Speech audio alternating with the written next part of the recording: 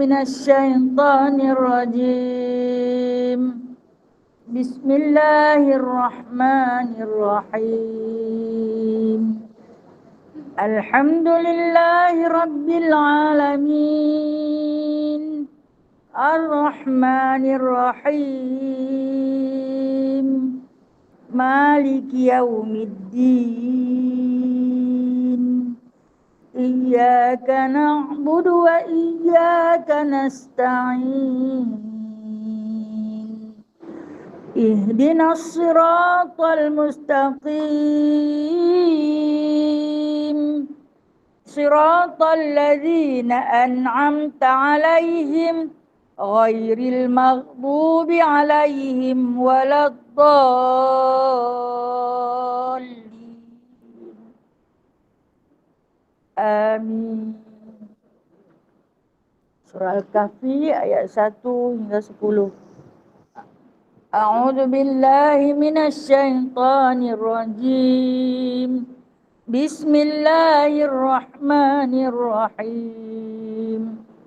Alhamdulillahilladzi anzala ala 'abdihil kitaba wa lam yaj'al lahu 'iwaja قيما لينذر بأسا شديدا من لدنه ويبشر المؤمنين الذين يعملون الصالحات أن لهم أجرا حسنا ماكثين فيه أبدا وينذر الذين قالوا اتخذ الله ولدا ما لهم به من علم ولا لآبائهم كبرت كلمة تخرج من أفواههم إن يقولون إلا كذبا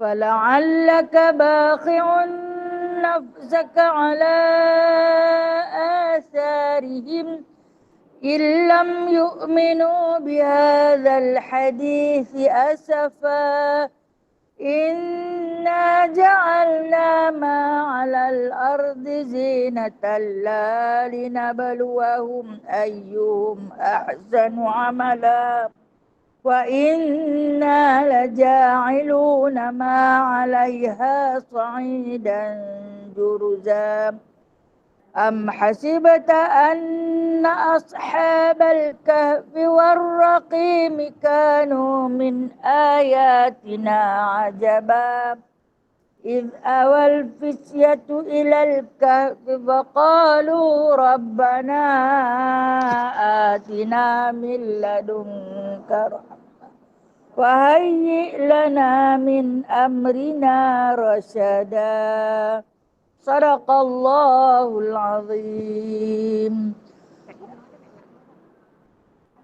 اللهم صل صلاة كاملة وسلم سلاما تاما على سيدنا محمد الذي تنحل به العقد وتنفرج به الكرب وتقضى به الحوائج وتنال به الرغائب وحسن الخواتم ويستسقى الغمام بوجه الكريم وعلى آله وصحبه في كل لمحة ونفس بعدد كل معلوم لك برحمتك يا أرحم الراحمين. بسم الله الرحمن الرحيم. رب اشرح لي صدري ويسر لي أمري واحلل عقدة من لساني يفقهوا قولي.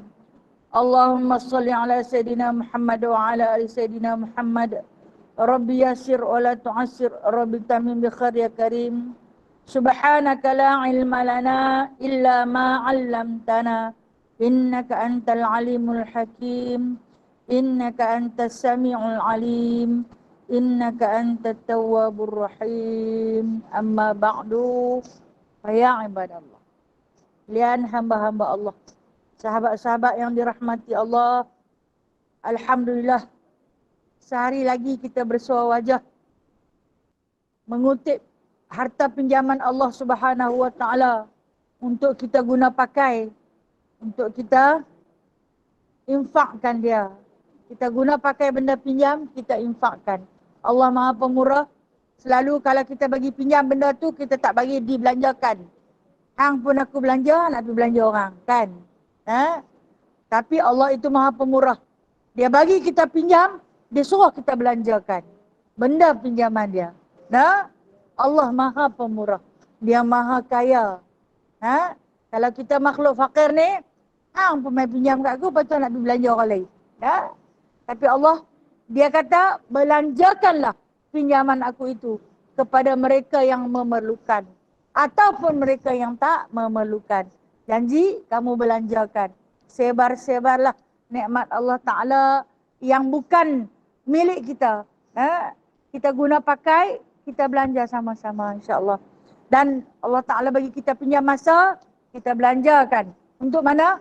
Untuk jalan Allah. InsyaAllah hari ini kita akan sama-sama bermuzakarah, yakni sambungan daripada surah An-Nisa. InsyaAllah kita akan masuk ayat 66. Ayat yang ke-66 daripada surah An-Nisa. A'udzu billahi minasyaitonir rajim. Walau anna katabna 'alaihim an iqtulu anfusakum aw ikhruju min diyarikum ma fa'aluhu illa qalilun minkum. Walau annahum fa'alu ma yu'adhuna bihi lakana khairan lahum wa ashadda tathbita. Wa idzal la'atainahum min ladunna ajran 'azima wa lahadainahum siratan mustaqima. Wa man yuti'illaha war rasul fa ulaika ma'al ladzina an'ama Allahu 'alaihim minan nabiyyin was-siddiqin was-syuhada was-salihin wa hasuna ulaika rafiqa. Dzalikal fadlu minallah wa kafa billahi alima. Cantik susunan ayat yang Allah Ta'ala bentangkan untuk kita sama-sama bermuzakarah pada pagi ini, iaitu kita cuba baca ayat 66 hingga 69 mengikut kemampuan kita insya-Allah. Mudah-mudahan Allah memberi petunjuk kepada kita sepanjang tempoh kita menafsirkan ayat tersebut insya-Allah. Baik. Ayat yang ke-66 bermaksud, dan kalau kiranya, walau anna katabna, kata Allah, dan jikalau sekiranya kami wajibkan, kata benar tu, kami wajibkan. Lau ni kata Allah Ta'ala jikalau, maksudnya dia tak suruh lagi. Kalau lah kami nak wajibkan kepada mereka, mereka ni siapa? Orang-orang munafik. Orang-orang munafik. Tulislah kalau yang tak ada. Kalau yang ada yang tulis dah, tak apa. Kalau yang tak ada tulis. Mereka ni siapa? Orang-orang munafik. Munafik ni kita dah berbicara dah banyak kali. Orang Islam mengaku Islam, mentaati Allah dan Rasul, tetapi dalam masa yang sama, mereka setuju dengan hukum ni, mereka tak setuju dengan hukum ni. Mereka nak ambil sekerat-sekerat saja hukum. Dah kalau mengaku Islam tu, apa juga yang difatwakan di dalam Al-Quran, terima. Apa juga yang difatwakan di dalam hadis, kena terima. Tak boleh yang ni mau, yang ni tak mau, yang ni suka, yang ni tak suka. Jikalau begitu ada sikap dalam diri kita, maka kita juga adalah orang munafik. Na'udzubillah. Na'udzubillah. Minta lindung daripada Allah, daripada kita ni tergolong di kalangan orang-orang munafik. Sebab banyak sangat ayat cerita pasal orang munafik ni. Dia suka menipu, dia suka berlakon, Kalau depan kita jijak tai ayam pun tak pecah. Nah, kalau di belakang kita mandi dengan tai ayam tu. Itu perumpamaan. Tak faham saja lagi dia buruh tai ayam tu punya perumpamaan. Apa dia? Perangai munafik ni kata, kalaulah Allah Ta'ala kata, aku suruh aniqtulu anfusakum, supaya mereka tu bunuh diri mereka. Mau tak kalau aku suruh mereka bunuh diri mereka? Awih ruju min diarikum. Ma fa'alu. Atau keluar kamu daripada kampung-kampung kamu. Ma fa'alu, kata Allah. Mereka takkan buat. Allah Subhanahu Wa Ta'ala menceritakan perangai atau sifat orang-orang munafik ni. Depan kita mengaku beriman. Ikut, patuh, taat kepada perintah Allah dan juga Rasul. Ikut apa yang kita cadangkan. Dalam mesyuarat dia duduk dengan kita, nak tahu orang munafik ni, setuju selalu. Apa yang kita bagi buah pandangan, dialah sokong. Tapi bila keluar daripada meja mesyuarat, dia protes paling nombor satu. Dia pergi cucuk pula orang lain. Jemaah-jemaah yang lain. Hamba setuju ke? Dia pakai otak kepala dia saja. Nah, aku sebenarnya aku tak setuju. Tapi dah depan dia, gagah pilamat tu. Ini orang munafik. Kita sedang dalam perancangan untuk mengatur sesuatu yang baik. Mencari redha Allah. Depan kita dia mengaku. Bagus. Elok sangat tu. Tapi belakang kita, dia kutuk balik kita. Ini sifat orang munafik. Yang mana kata Allah, kalaulah mereka ni, aku suruh bunuh diri. Maksud apa Allah Ta'ala kata bunuh diri? Sedangkan kita semua faham, kita tahu bunuh diri itu haram. Pasal apa Allah Ta'ala nak suruh bunuh diri? Maksud bunuh diri di sini, kalau tak ada dalam catatan kitab perempuan, tolong catik nak, keluar pergi berjihad di jalan Allah. Catik. Kalau siapa yang tak ada catatan dalam kitab dia, setengah tafsir dia ada catatan siap. Yang Allah Ta'ala suruh bunuh diri di sini, keluar berjihad di jalan Allah. Maukah Allah Ta'ala tanya, kamu sanggupkah mati di jalan Allah? Macam zaman Rasulullah, waktu turun ayat ni, Allah Ta'ala kata, tanya siapa munafik ni, dia pun mau dah keluar pergi berperang. Demi mempertahankan kalimah Allah, demi menjaga maruah Islam, demi menjaga maruah agama Allah Subhanahu Wa Ta'ala ini, dia pun mau dah keluar pergi berperang. Kalau keluar pergi berperang ni dua tujuan. Kalau tak menang, mati. Kalau tak mati, menang. Dua saja. Puak-puak munafik ni kebanyakan mereka semua tak mau pergi. Kecuali Allah Ta'ala sebut di sini illa qalil. Qalilun minhum. Sikit saja yang mau ikut. Sikit saja yang mau ikut. Baik. Apa yang Allah Ta'ala maksudkan illa qalilun minhum ni? Saya nak sentuh balik. Yang mana ayat ini ada asbabun nuzul dia. Faham tak? Bila sebut asbabun nuzul, dia ada sebab penurunan ayat yang ke-66 ini. Yang mana diriwayatkan daripada Ibnu Jarir. Bila saya sebut Ibnu Jarir, perempuan kena faham Abdullah bin Jarir.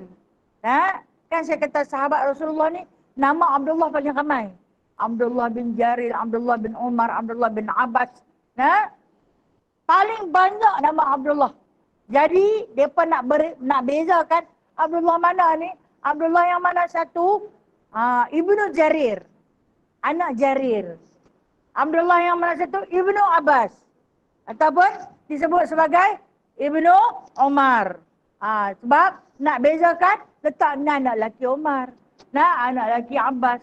Anak lelaki Jarir. Itu sebabnya orang Arab dia suka berbunyi nama Ibnu. Pasal dia nak habaq. Anak siapa? Dalam satu hadis diriwayatkan daripada Ibnu Jarir, ayat ini turun berkenaan sifat orang-orang munafik yang mana Rasulullah sallallahu alaihi wasallam ajak pergi berperang. Semua nak pergi, hak yang orang Islam semua nak pergi, tapi hak yang masa Rasulullah mengatur strategi peperangan, panggil semua penduduk-penduduk Islam yang berada di bumi Madinah bermusyawarah nak susun strategi peperangan. Hang duduk kat mana, hang bawa senjata apa, hang tang sini, hang siapa ketua. Okey. Dalam keadaan sedemikian, maka orang-orang munafik ni okey tak apa selalu. Tapi bila patah balik ke belakang, takkan kita nak pergi bunuh diri kot. Pergi berperang ni ibarat macam pergi bunuh diri. Kalau tak menang, memang mati kita ni. Ha? Kalau tak menang, mati. Kalau tak mati, menang. Untunglah dia kata kalau tak mati dapat menang boleh balik. Tapi bolehkah nak menang? Kita tak ramai. Sebab apa? Keyakinan dia kepada Allah dan Rasul begitu tipis. Itu menyebabkan sifat munafik itu tumbuh dalam diri. Kita mai kepada sikap kita hari ini, apabila kita, keyakinan kita kepada Allah dan Rasul menipis, maka kita ragu-ragu ataupun syak dalam satu tindakan yang baik. Kita rasa takut. Boleh ke buat macam ni? Boleh benda baik. Memanglah benda tu baik, tapi aku takut. Kan? Kita suka takut dekat orang. Aku takutlah sekali orang kata apa-apa kat aku. Aku takutlah sekali lagi mereka marah. Aku takut tu, aku takut ni, aku takut tu, aku takut ni. Lagi dia akan cerita pada ayat seterusnya. Cerita tentang takut ni. Hang takut apa menatang? Kata Allah, illa qalil. Qalil minhum. Sikit saja yang ikut. Di kalangan puak-puak munafik ini, mereka kawan baik dengan Abdullah bin Mas'ud. Mereka kawan baik dengan Sabit bin Qais. Sabit bin Qais dengan Abdullah bin Mas'ud bersahabat baik dengan puak-puak munafik. Dengan puak-puak munafik. Bila keluar daripada musyawarah dengan baginda sallallahu alaihi wasallam untuk pergi berperang, peperangan ini dipanggil peperangan Khandaq. Mereka kata, bolehkah kita ni nak menang? Tu nak mai 10,000 tu. Kita 1,000 saja. Kita kelengkapan senjata pun tak cukup. Bolehkah kita ni nak menang? Bila dia mai kata-kata yang sedemikian, orang hak berani jadi takut. Tunggu juga tu. Hampa mau ke anak-anak hampa jadi yatim? Hampa mau ke isteri-isteri hampa jadi janda? Bila janda, sekali lagi Muhammad kahwin kat dia. Puak munafik. Walhal Islam. Wih, kalau jumpa Rasulullah. Ni bawa kasut Rasulullah ni. Punya belakon. Kira bagus selalu semua. Dalam pada tu, mereka tikam Rasulullah ke belakang. Kata-kata daripada puak-puak munafik itu menimbulkan kesan ragu-ragu berbekas dalam hati orang-orang Islam. Di mana adalah penasihat Rasulullah di situ yang dikata illa qalilum minhum, sikit je. Iaitu Qais, Sabit bin Qais dan Abdullah bin Mas'ud. Mereka ada dalam kumpulan tu. Bagilah nasihat. Abdullah bin Mas'ud bagi nasihat. Percaya dengan janji Allah kepada Rasulnya. Kita menang bukan kerana kita ramai. Kita menang kerana kita dibantu oleh Allah. Kita yakin perjuangan kita ini benar. Jadi jangan risau. Jangan risau, insya-Allah. Insya-Allah saya tak boleh pakai ya. Ni orang yang menipis keyakinan dia. Insya-Allah dia ni tak boleh pakai. Itu orang munafik. Dia tak boleh pakai insya-Allah tu. Dia letak nama Allah tapi dia tak tunaikan. Dia tak tepati. Itu orang munafik. Kemudian kata Sabit bin Qais. Sabit bin Qais ni dia adalah orang Khazraj. Orang Khazraj yang berpengaruh di bumi Madinah. Cukup berpengaruh. Kata Abdullah bin Ubay, dan ni kita tanya, Sabit bin Qais, dia nak pergi ke? Tanya-tanya dia, dia ni berkawan. Macam kita berkawan dengan siapa saja. Bila kita kenal perangai dia macam tu, cakap kita kena jaga dengan dia. Rahsia kita kena jaga dengan dia. Sebab apa? Sebab kita tahu dia ni tak boleh. Dia ni yang buat main dengan dia. Dia gaji 12 mata ni. Tak boleh pakai. Kita kenal. Tapi Rasulullah tak suruh kita putuskan silaturahim dengan dia. Terus bersahabat. Sabit bin Qais ni, dia kata kepada Abdullah bin Ubay. Abdullah juga nama. Bapa munafik tu nama Abdullah. Dia kata kepada Abdullah bin Ubay, Rasulullah dah janji dekat kita. Kalau kata kita mati pun, surga balasan dia. Nak takut apa? Kalau kata kita mati, kita tak payah tanggung azab, sengsara, susah payah hidup di dunia ni. Segala permasalahan selesai dengan sebab kita mati dalam keadaan syahid. Tak apa, jom kita pergi. Janji Rasulullah, kita menang kerana akidah, kekuatan, kepercayaan kita, keyakinan kepada Allah, kita akan menang. Kalau janji Rasulullah macam tu. Kata Abdullah bin Ubay, aku tak yakin. Aku tak yakin boleh menang. Aku tak mau pergi. Habis nak buat apa kalau tak mau pergi? Aku nak duduk di rumah. Tak mau keluar. Aku nak duduk di rumah, duduk sengak-sengak. So ni, cipta alasan. Katalah demam ke, pening kepala ke, sakit perut ke. Ni cerita orang munafik. Dia kira duduk-duduk, dia akan merangka untuk cari satu alasan dia nak pemurung. Kita kadang-kadang jadi lagu tu fikir balik. Aku nak jadi orang munafik lah. Kata balik dekat diri. Cepat-cepat kita berubah. Itu kata, diri kita ni sebenarnya kadang-kadang jadi munafik. Kita berjanji sekian waktu betul. Tak lagi kita jumpa. Lepas tu kita rasa aku segan lah nak pergi. Tak kata apa. Tak kat dia. Hang pemurung lah. Hang pemurung kata macam ni. Kita pun pemurung. Itulah munafik. Ciri-ciri orang munafik. Nak jadi pengikut Abdullah bin Ubay kot. Lepas tu ni yang kata Allah, dia pun tak bersedia nak bunuh diri. Maksud di sini, nak berjuang di jalan Allah, dia pun tak bersedia. Jadi kalau macam tu kata Allah Ta'ala, suruh dia keluar daripada kampung tu. Awikhruju min diyarikum maf'al. Keluar dari kampung tu. Ibnu Mas'ud, Abdullah bin Mas'ud kata kepada Abdullah bin Ubay, aku ni pemidatu Rasulullah. Rasulullah bila mana dia nak suruh sahabat-sahabat baca khutbah ataupun berbahas dengan puak-puak Yahudi, musyrikin, dia akan keluar sahabat yang petah berbicara. Di antaranya ialah Abdullah bin Mas'ud. Walaupun Abdullah bin Mas'ud ini berkawan baik dengan Abdullah bin Ubay. Tapi Rasulullah kenal, Rasulullah percaya. Walaupun dia kawan baik dengan puak munafik, tapi dia baik. Dia tak termasuk di kalangan yang takut Nabi bunuh diri. Sebab tu Allah Ta'ala sebut di sini, illa qalilum minhum. Bukan semua kumpulan tu tak elok. Ada 2-3 orang yang bagus. Maksud ayat ni macam tu lah. Maka bila turun ayat ni, Rasulullah baca, dia faham lah. Dia faham lah. Ayat ini diturunkan kepada siapa-siapa.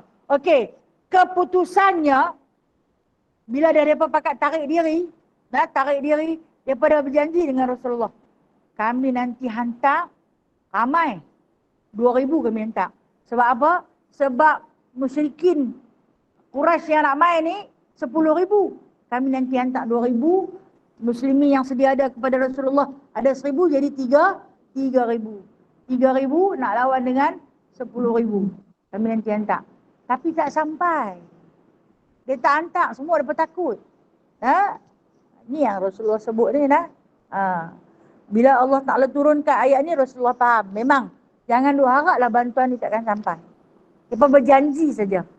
Lepas pada itu Rasulullah usir hamba mereka keluar daripada bumi Madinah. Sampai hari ini, tanah haram Madinah tak boleh dimasuki oleh orang kafir. Apa yang Rasulullah haram? Walau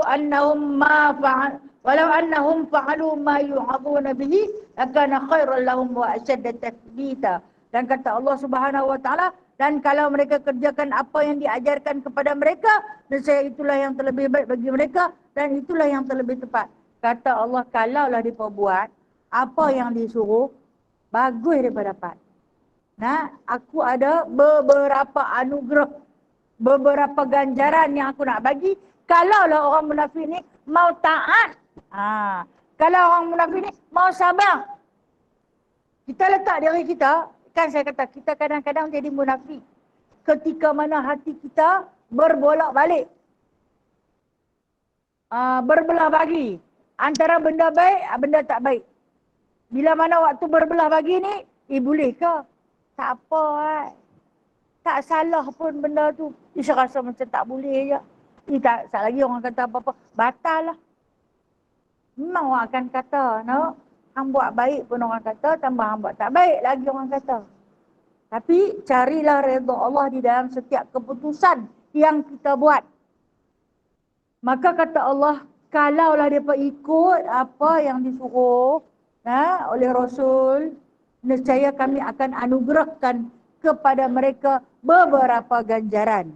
Apa ganjaran? Kita tengok dah. Ganjaran pertama, tulislah kat situ. Pada ayat 67, itu ganjaran pertama. Wa idzal la'atainahum min ladunna ajran 'azima. Dan di waktu itu nescaya kami berikan kepada mereka dari sisi kami ganjaran yang besar. Apa dia? Tulis di tepi yang besar tu. Hilang rasa ketakutan. Berani. Ganjaran yang paling besar yang akan Allah Ta'ala bagi seandainya kita ikut suruhan Allah, ikut seruan Rasulullah sallallahu alaihi wasallam, maka kita akan memperolehi ganjaran yang paling besar. Apa dia? Berani. Berani. Atas satu-satu perkara yang benar, kita kena berani. Yang ni takut, duk sedih. Awak yang sedih sangat. Aku nak pi tapi aku takut. Allah. Hingga takut selalu. Tak lagi takut orang kata, boleh kan nak buat? Boleh. Kan kemarin kita sembang. Boleh. Mari kita dah sama-sama bersorak. InsyaAllah Allah bersama kita. Tak berani. Pula dah. Tak boleh kawan dengan orang macam ni dah. Berpeluh kita punya pujuk dia. Dia mungkir. Tak mau. Tuan tak mau? Tak mau. Bubuh punya pok pun dia tahu no. Ni pok munafik ni lah. Macam ni lah dia. Kan Rasulullah ajak kan kita baca. Saya selalu sebut doa ni.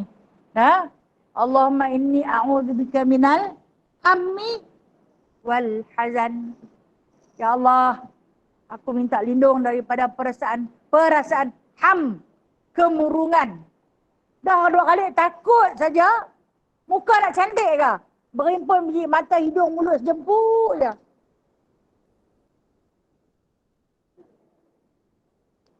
Pasal apa?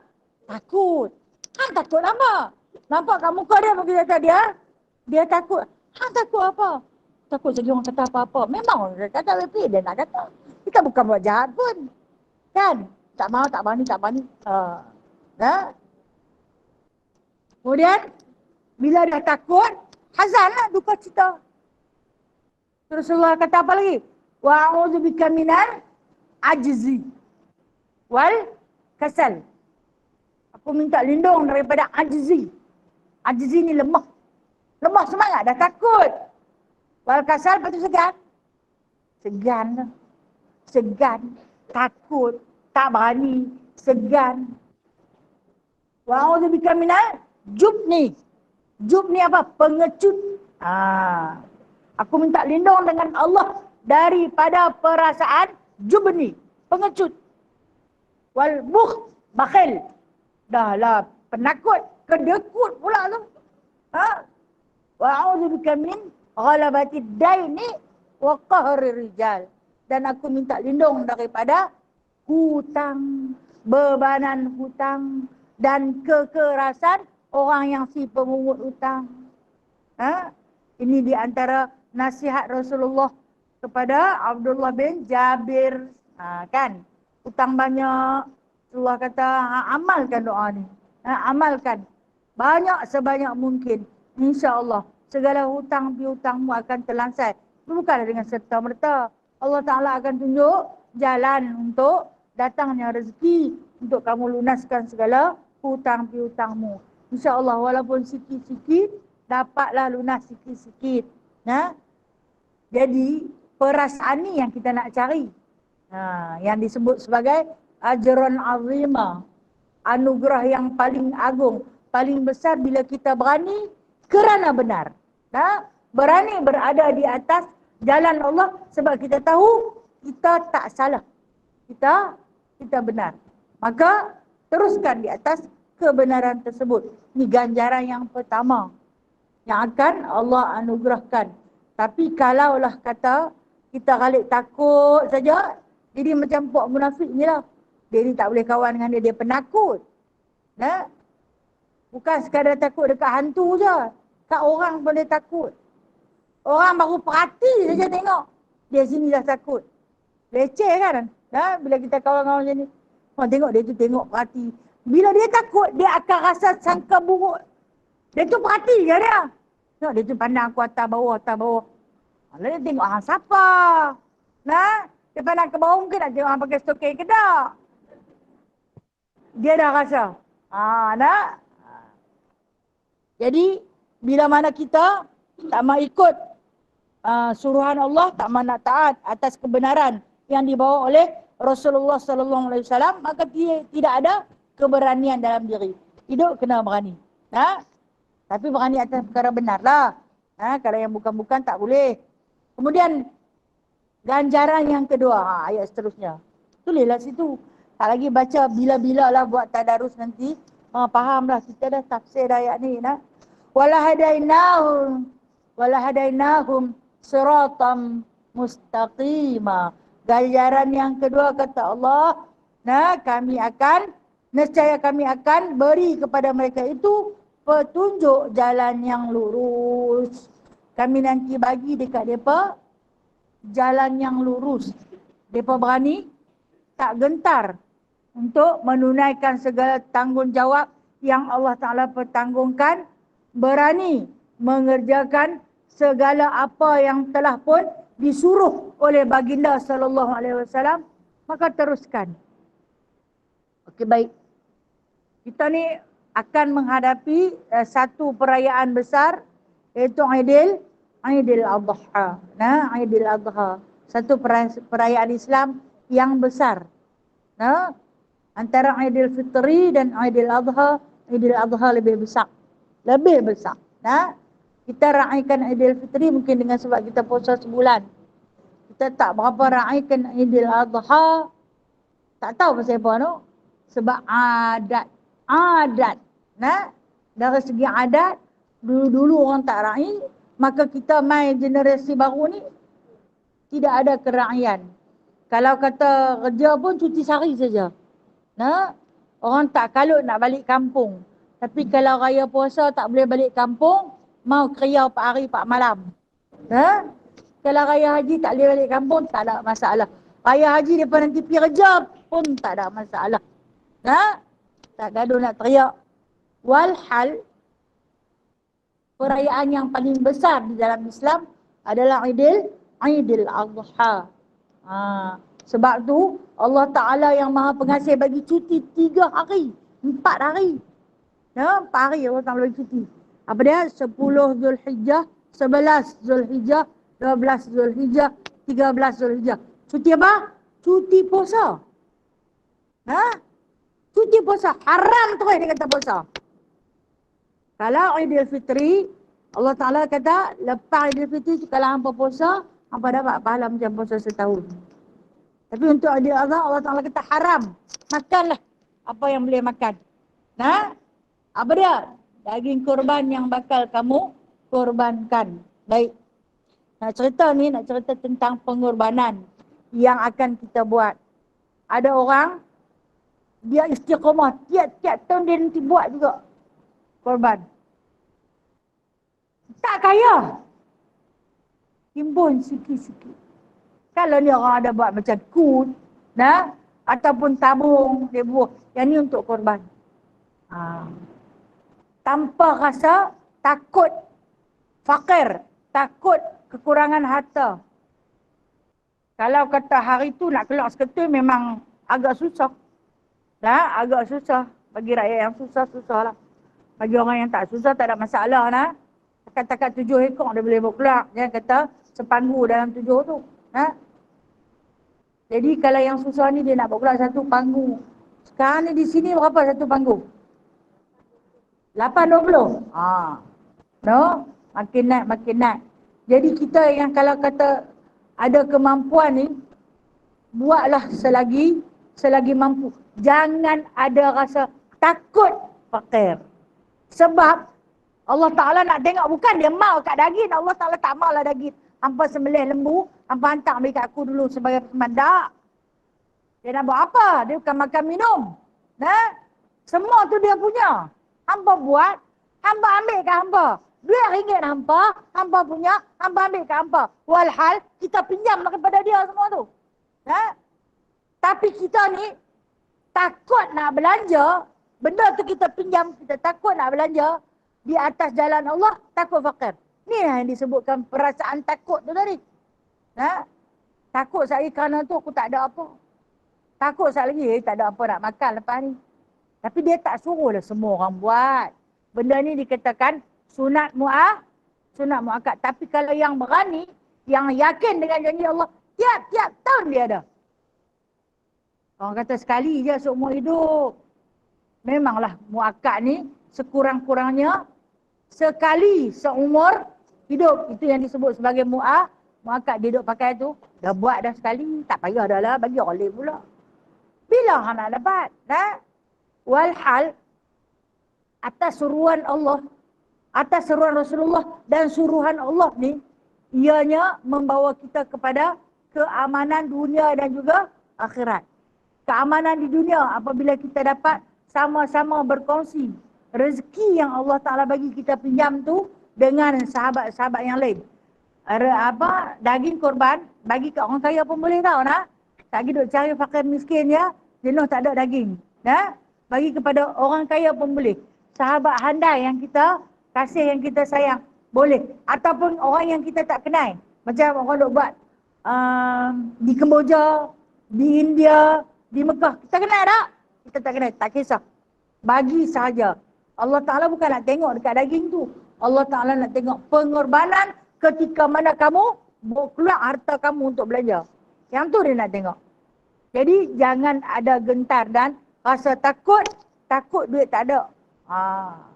Aku duk takut tak cukup. Aku takut, benda ni yang paling Allah Ta'ala benci.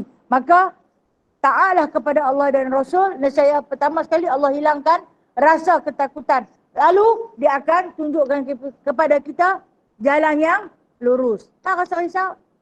Elok-elok habis saja. Zulhijjah ni. Habis Zulhijjah bulan apa? Bulan apa kakak-kakak? Lepas habis Zulhijjah, Zulqia'dah. Habis Zulqia'dah, Muharram balik. Kan? Habis Zulqia'dah, Muharram balik. Bila ingat dengan Muharram, Asyura. Dia ada perayaan dah. Bubuk. Dah, okey. Itu tak kisahlah nak. Itu tak kisah. Itu atas niat kita. Baik. Habis Zulhijjah ni, dia dah mula menyimpan. Ini yang Allah Ta'ala sebut.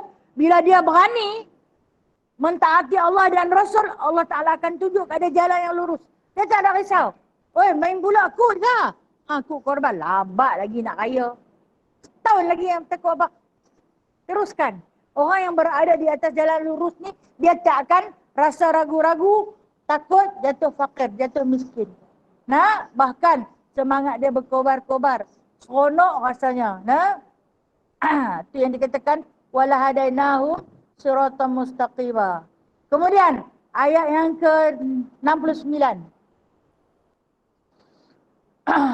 Wa may yuti'illaha war rasul fa ulaika ma'al ladzina an'ama Allahu 'alaihim minan nabiyyin was-siddiqin was-syuhada was-salihin wa hasuna ulaika rafiqa. Kata Allah Subhanahu wa taala, dan barang siapa yang taat kepada Allah dan Rasulnya, maka mereka akan berserta dengan orang-orang yang diberi nikmat oleh Allah di kalangan para nabi, para siddiqin, para syuhada, para salihin, yang sebaik-baiknya mereka itu menjadi kawan rapat. Okey, ayat ini juga ada asbabun nuzul. Apa dia asbabun nuzul? Sebab diturunkan. Sebab diturunkan ayat ini, dikisahkan tentang seorang sahabat tak dinyatakan. Siapa nama sahabatnya ni? Dikisahkan tentang seorang sahabat. Ada yang kata Sayyidina Thauban. ada yang kata Saidina Umar, ada yang kata Saidina Abu Bakar, ada yang kata sahabat-sahabat lain. Okey, sebenarnya boleh pemuda-pemuda ini di antara pemuda yang terlalu mengasihi Nabi sallallahu alaihi wasallam. Ha? Mula turun ayat ni, sebelum turun ayat ni, seorang sahabat datang berjumpa dengan Nabi sallallahu alaihi wasallam. Ya Rasulullah, kami ni dijamin syurga. Tapi aku masih tak senang hati. Walaupun dah dijamin syurga, tapi masih tak senang hati. Apa? Tanya Rasulullah. Apakah yang menyebab kau risau, susah hati? Walhal anugerah tertinggi Allah Ta'ala dah bagi. Kan 10 sahabat dijamin syurga. Ni di antara kalangan 10 sahabat ni yang menjumpa Rasulullah. Aku susah hati, dia kata. Aku duduk di rumah. Setiap hari kalau tak tengok muka engkau ya Rasulullah, aku tak boleh duduk. Bahkan aku menangis kerana merinduimu. Walhal baru tadi kita berpisah. Tapi ya Rasulullah, yang menjadi satu perkara yang menyusahkan hati aku, dia kata, bila ke surga nanti, bolehkah kita nak duduk sekali? Rupa-rupanya dia nak duduk dengan Rasulullah dalam surga yang sama. Rasulullah diam sambil tersenyum. Maka kata Nabi SAW, Al-mar'u man ahabba. Seseorang itu akan bersama orang yang dia kasihi. Akan bersama orang yang dia kasihi. Mai pula sahabat lain. Mai pula sahabat lain.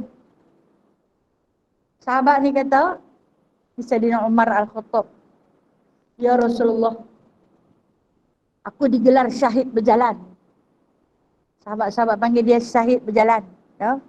Maksud dia orang syahid yang masih hidup. Tak mati lagi dah syahid dah. Tapi dia kata, nanti di padang mahsyar engkau akan diarak duduk di tempat tertinggi. Ke surga, dah tentu surga yang penuh dengan na'im. Jannatul na'im, yang penuh dengan kenikmatan. Aku insan biasa yang berdosa. Entah tang mana nak diletakkan aku. Walaupun dijamin surga tu. Dia kata, bolehkah aku merasai nikmat apabila duduk di dalam surga yang penuh nikmat tapi tak nampak muka? Apa jawab Rasulullah? Anta ma'a man ahbabta. Engkau bersama orang yang kau kasih. Jadi maksud dia, jawapan Rasulullah ni bukan kata, tak apa hang masuk dengan aku, tak apa hang masuk dengan aku, dah. Rasulullah jawab, engkau akan bersama orang yang kau cintai. Jadi dia cinta pada Rasulullah, dia akan duduk dengan Rasulullah. Datang lagi seorang sahabat, Saidina Thauban, yang dia buat qasidah no?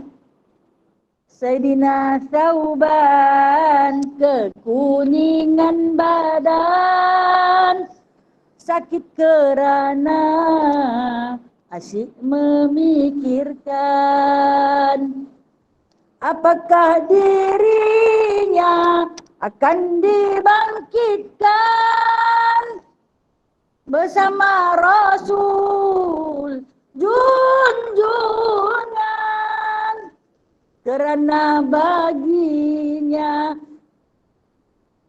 lupa dah. Kerana baginya tiada Wallahualam.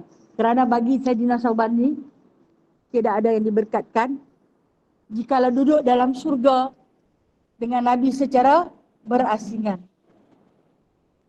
Dia menangis depan Nabi, kuning badan dia. Rasulullah tanya dia, wahai Thauban, pasal apa sampai kuning badan ni? Kata isteri dia pimpin bawa dia main depan Rasulullah. Dia demam. Dia demam, tak makan dan tak minum. Pasal apa? Tanya Rasulullah. Dia asyik duk fikir. Asyik memikirkan.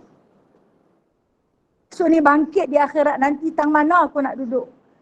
Boleh tak aku nak tengok wajah Rasulullah sallallahu alaihi wasallam? Boleh tak aku nak jumpa dengan Rasulullah sallallahu alaihi wasallam? Dia sampai demam fikir macam tu.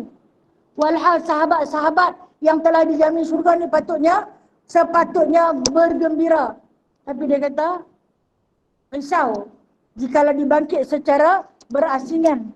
Tiada gunanya syurga pilihan, dia kata. Sekalipun aku diberi pilih antara 8 syurga, tidak ada gunanya syurga itu aku pilih kalau dalam syurga tu tak ada jasadmu, wahai Rasulullah. Allahu Akbar. Punya sayang mereka kepada Rasulullah sampai tahap tu.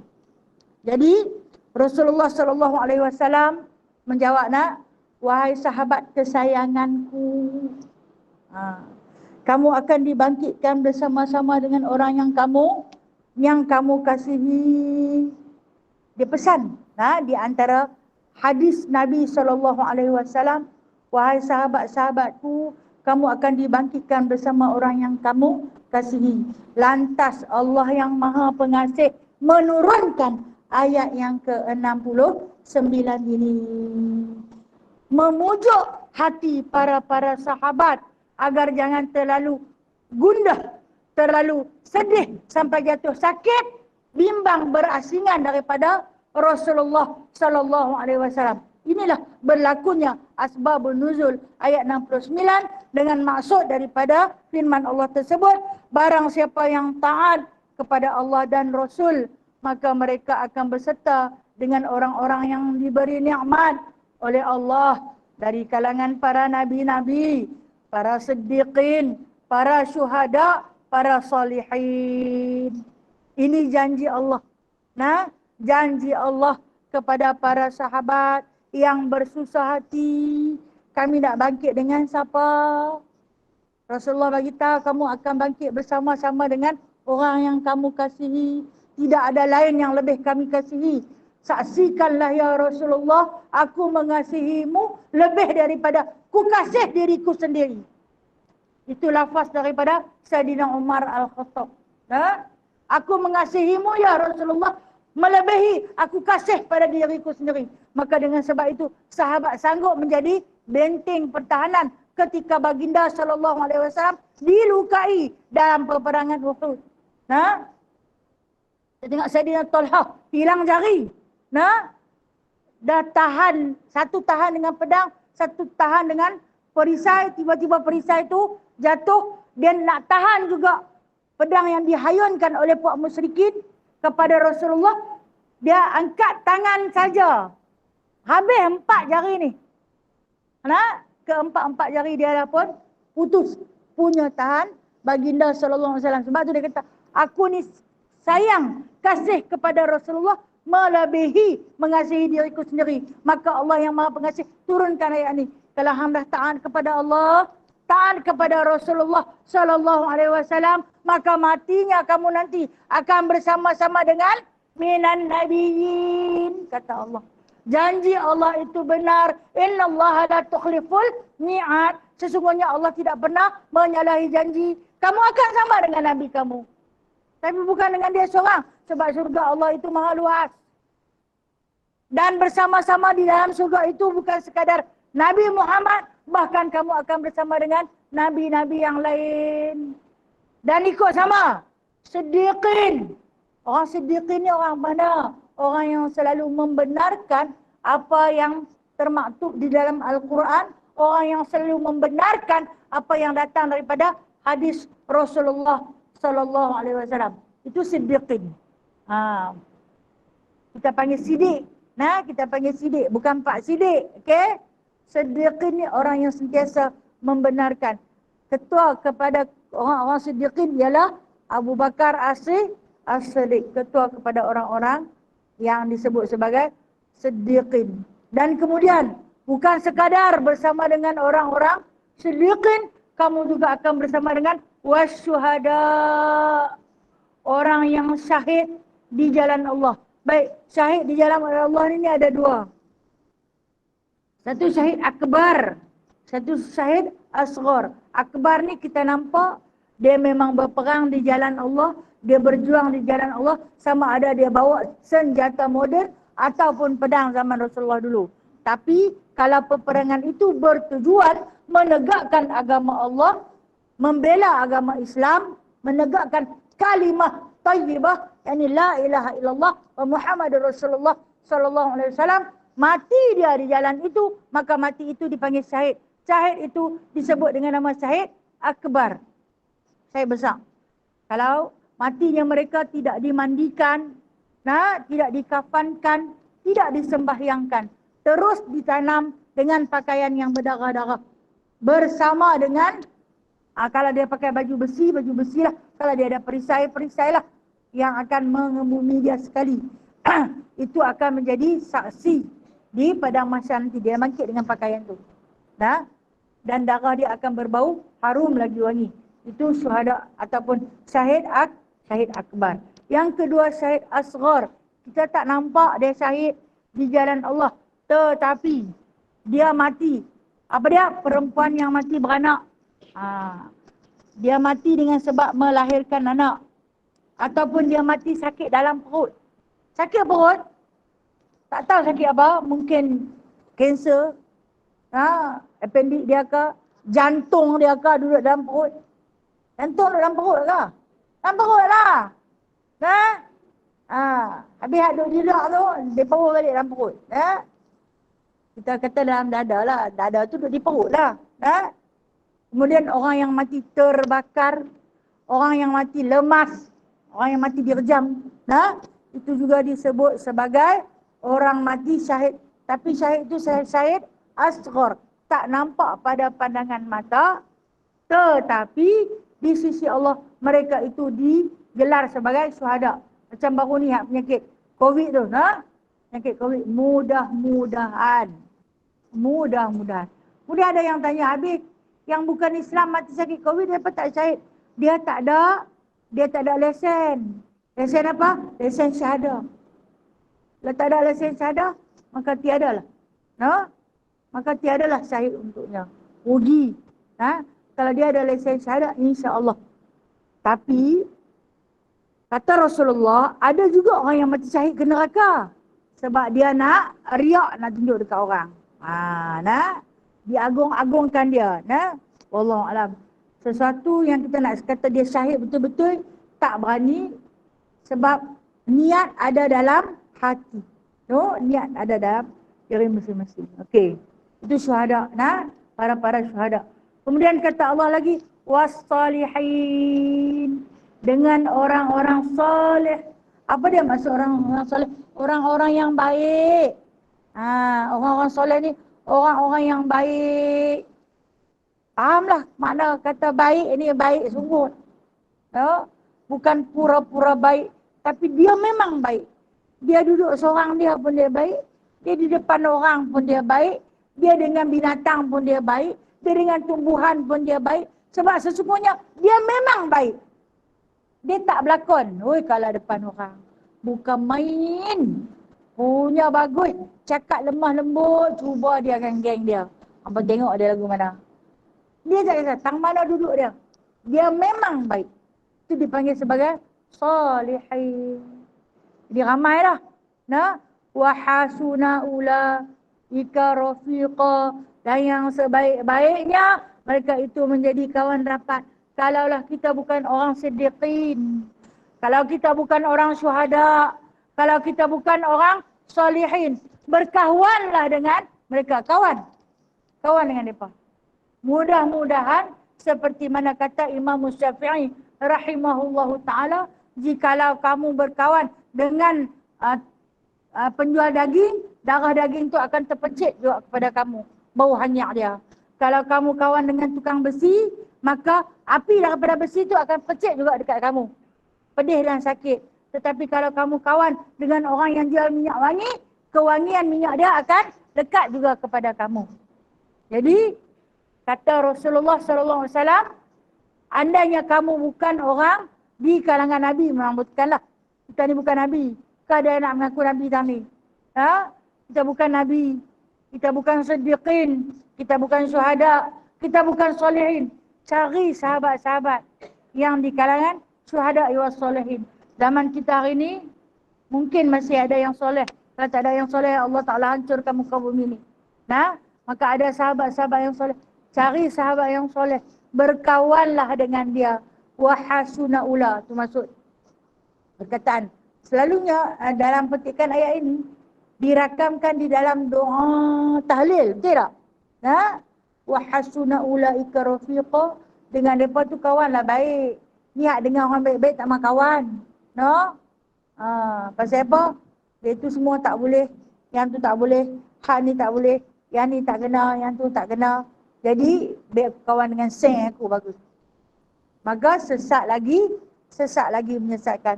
Tapi bila kita kawan dengan orang-orang soleh, dia akan ajak kita ke tempat yang baik-baik. Dari segi dia berpakaian pun kita boleh ikut dia. Kita terikut dengan kebaikan dia.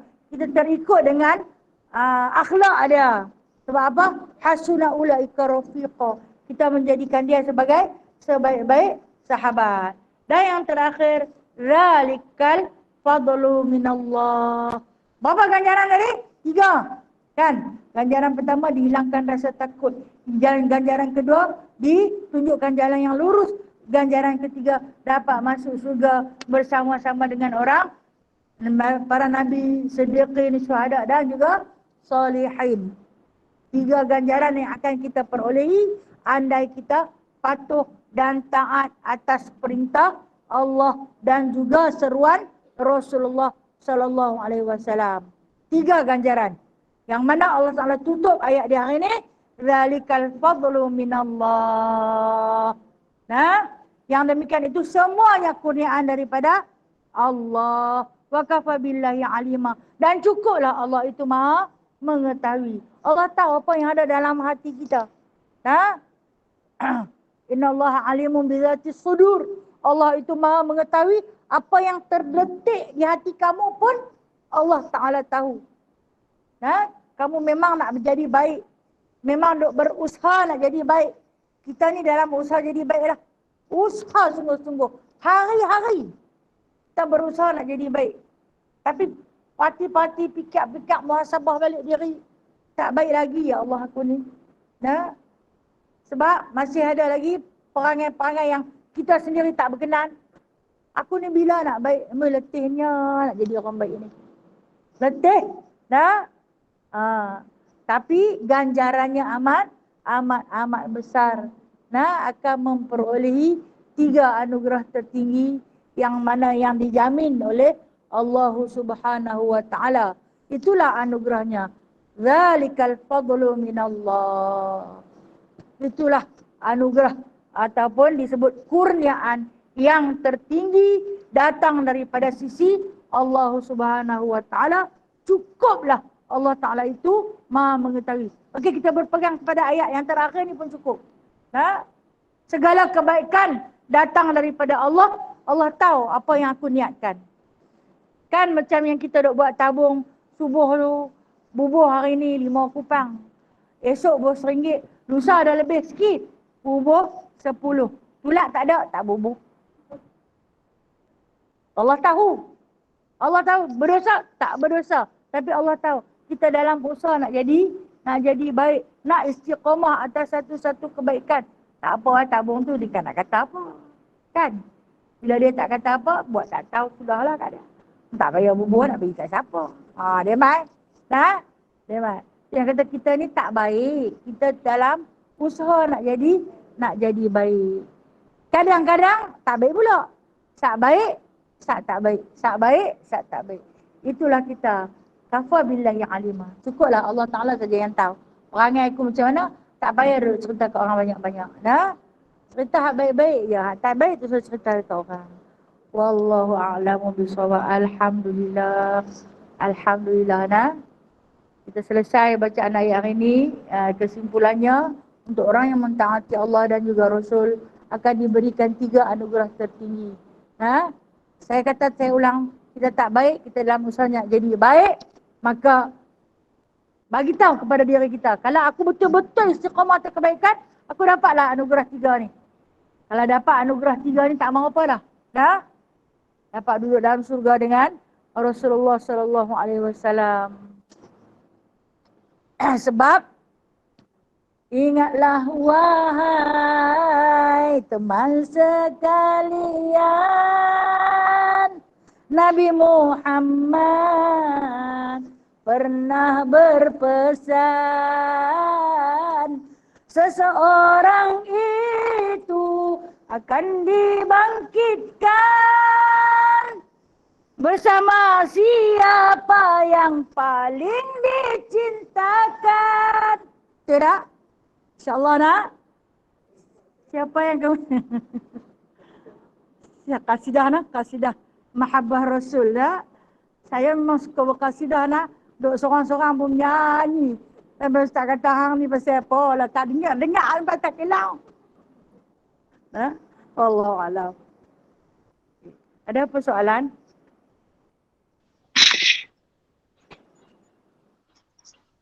Ada soalan? Ya, silakan. Assalamualaikum, Ustazah. Waalaikumsalam warahmatullahi wabarakatuh. Ustazah, Ya.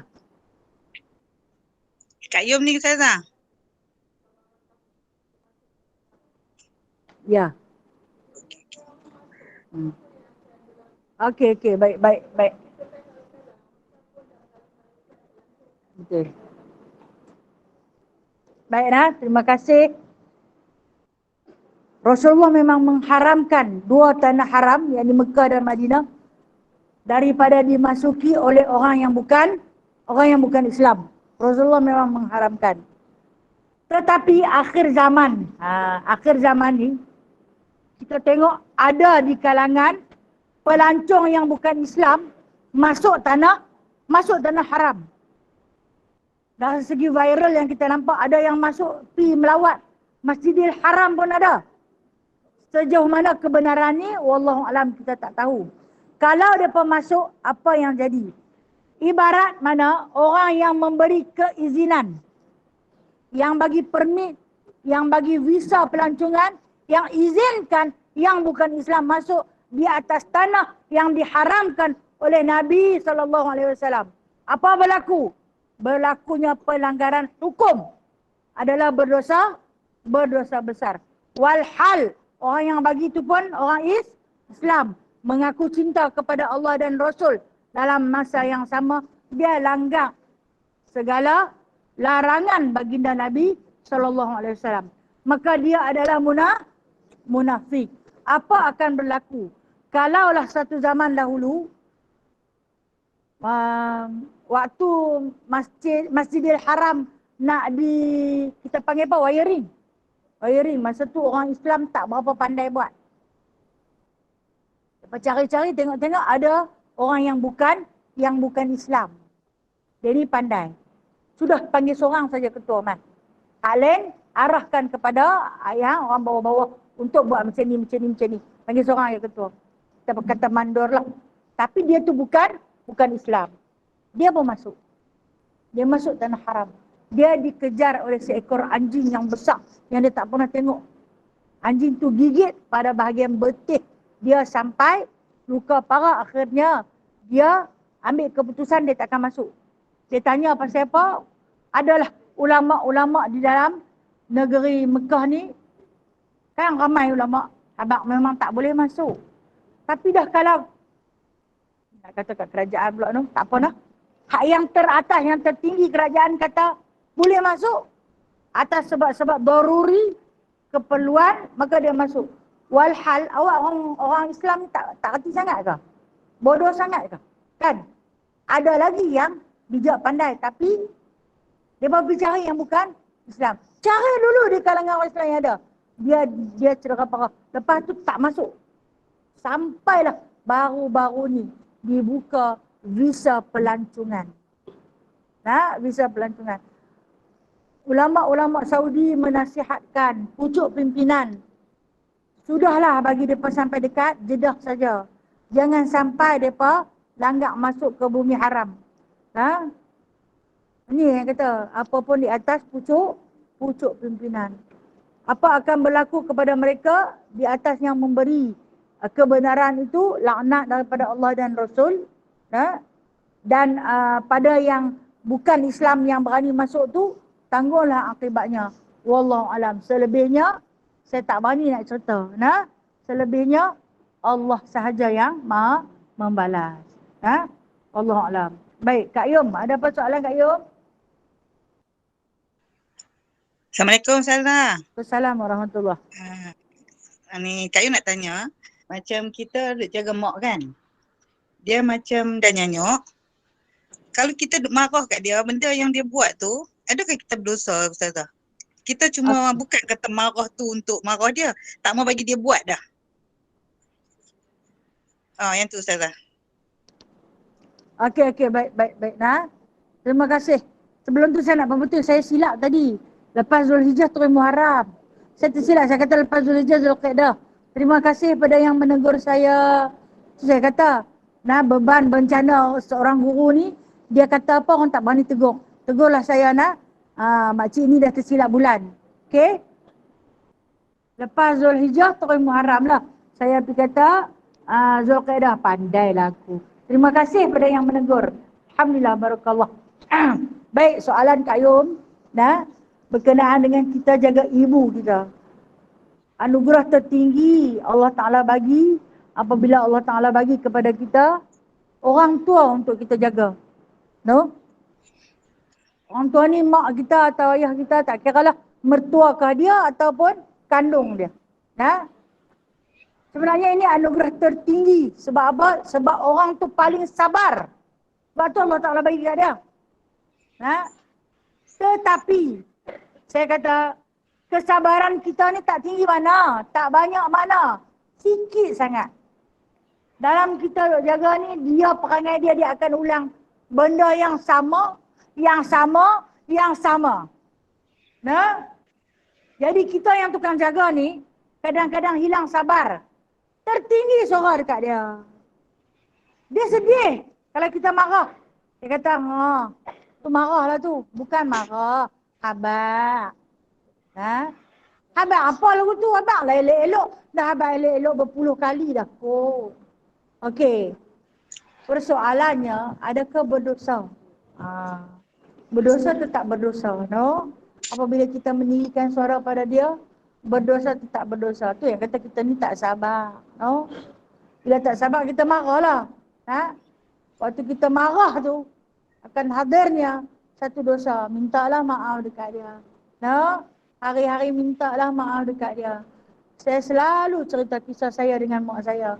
Yang sampai hari ni, walaupun berkali-kali saya minta maaf kat dia. Waktu saya angkat dia daripada tempat mandi, saya letak dia di atas katil, saya terlepas. Badannya besar lagu saya ni. Saya memang lagu saya ni lah, baru padan kan. Tapi bila nak angkat dia, nak letak atas katil ni, punggung dia jarak jauh lagi daripada tilam, saya terlepas. Bila terlepas, terenyuk lah. Dia terenyuk. Bila dia terenyuk, dia kata, hang tak larat ke? Saya tak berani nak kata tak larat. Tapi hari tu sakit pinggang sangat.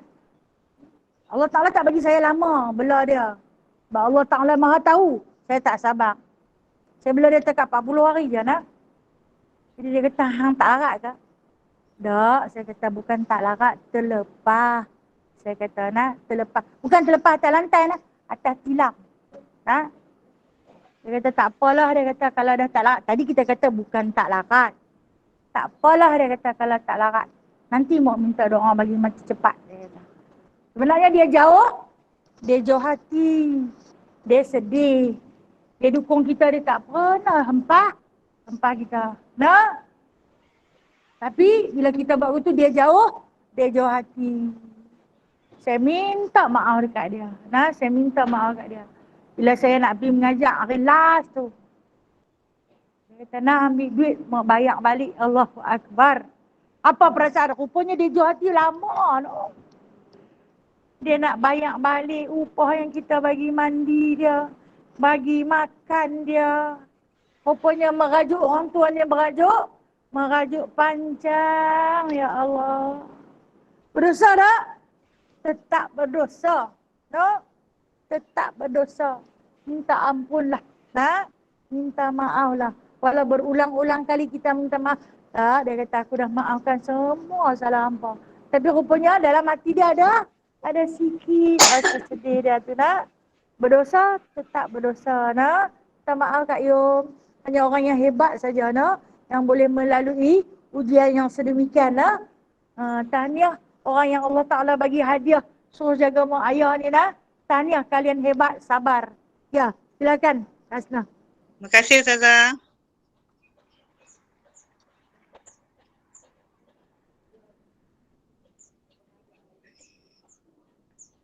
Okey. Okey, baik. Anak lelaki dia nak bela mak dia, mungkin dia tak mampu, dia sibuk dengan kerja, isteri dia mungkinlah macam-macam lah. Jadi dia pilih satu tempat penjagaan orang tua-tua. Dia hantar pergi situ, ada orang yang jaga elok.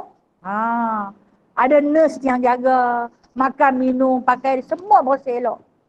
Tapi mak tak reda. Kita kena pegang satu je. Ridha Allah biridai walidain. Keredaan Allah akan hadir dengan redha kedua ibu bapa. Hang letak dia tempat elok macam mana pun, yang cuci lampin dia, yang cuci najis dia orang, bukan anak dia. Hang banyak duit macam mana pun, hang bayar dekat orang. Walaupun untuk kesejahteraan dia. Dia tak redha, dia letakkan. Dia malu sebenarnya malu. Kalau kata dia sedap-sedap, dia mahu ada orang uruskan dia. Anak dia mana tak bagi urus.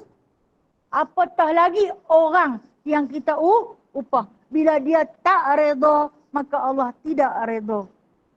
Carilah jalan. Nak tengok pengorbanan kita ni. Carilah jalan untuk berkhidmat dengan dia. Sebab tu Nabi Musa alaihi salam pernah jumpa seorang laki-laki yang mana kata Allah yang paling taat, yang akan duduk, yang menjadi jiran dalam syurga denganmu wahai Musa. Siapa dia? Hampir dekat sekian-sekian tempat, hampir tengok. Bila Nabi Musa berjalan pergi, dia jumpa seorang laki-laki yang sedang bagi mandi 2 ekor babi.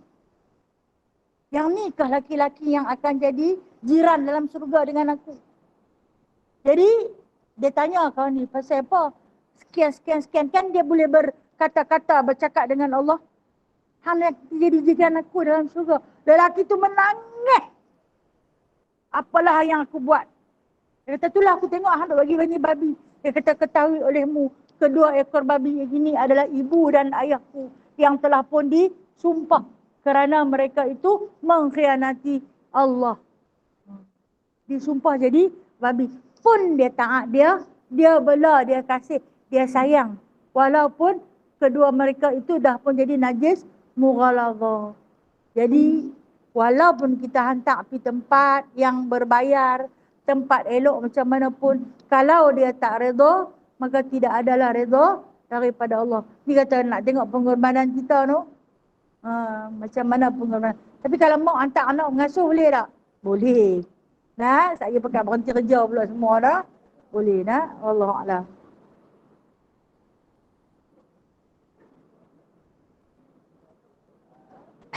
Okey, habis dah Tak ada apa dah Tak ada apa, saya minta ampun dan minta maaf. Sesungguhnya yang baik itu Allah punya, yang tak baik itu saya punya. Sekali lagi mohon keampunan dan kemaafan. Esok 10 sahabat dijamin syurga. Bawa nasab keturunan Nabi SAW.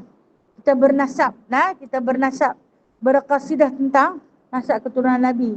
Siapa yang tak ada, kawan-kawan yang ada tolong belanja Ustaz. Foto stick bagi dekat kawan-kawan yang tak ada. Rasanya ramai yang tak ada. Siapa yang ada duit lebih sikit tolong belanja Ustaz. Ya Kak Sarina. Kak Ina ada foto stick dah. Alhamdulillah. Kak Ina admin. Saya bawa nama dia Ina admin ketua grup kita. Dia kata dia dah foto stick dah. Syukur pada Allah. Barakillah. Jazakillah syukran kathira. Tak payah susah hati lah, esok dia bawa insyaAllah. Terima kasih Kak Ina. A'udzubillahi minasyaitonirrajim. Bismillahirrahmanirrahim. Alhamdulillahirrabbilalamin. Hamdan kathira. Hamdan yuafi ni'amahu wa yukafi'u mazidah. Ya Rabbana lakal hamdu. Kama yanbaghi li jalali wajhikal karim. Wa azimi sultanik. Allahumma tahhir qulubana minan nifaq. Wa a'malana minar riya'. Wa alsinatana minal kadhib. Wa a'yunana minal khiyanah. يا مسبب الأسباب يا فاتح الأبواب يا سامع الأصوات يا قاضي الحاجات يا مجيب الدعوات اجعلنا من الناجحين. اللهم ارزقنا قبل الموت توبة وعند الموت شهادة وبعد الموت جنة ونعيما يا أرحم الراحمين. وصلى الله على سيدنا محمد والحمد لله رب العالمين. تقبل الله منكم. تقبل يا كريم. Terima kasih صلى Ustazah. الله على محمد صلى Ustazah. الله عليه وسلم صلى الله Ala Muhammad.